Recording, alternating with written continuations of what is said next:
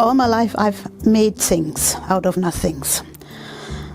The first house I ever built was toward the end of the war, when I cleaned off the mortar off the bricks that had been our house, and I built my first house. And I was maybe around 6-7 years old, but I loved building things. Whether it was woodwork or stonework or knitting or sewing, everything was handmade. Elke, she is what I would call a free-form potter.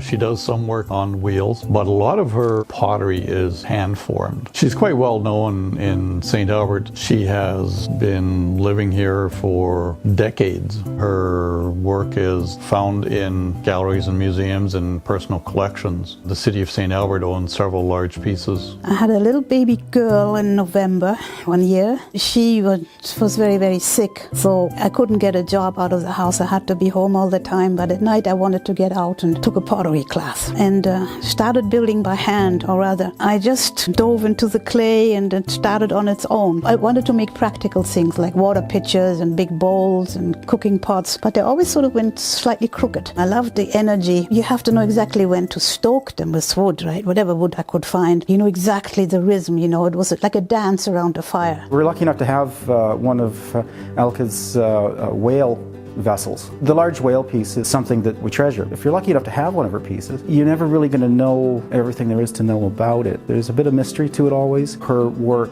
is identifiable as hers. It's heartfelt. I think I got more fun out of teaching all over the province in the end, and I wanted to make sure that everybody I taught could go home and be a potter without having to go to a studio or without buying expensive equipment. If this is an award for outstanding production in a creative field, I can't think of anyone else. I think she's an outstanding ambassador for the arts in St. Albert. I'm really, really grateful the city of St. Albert is honoring me like this.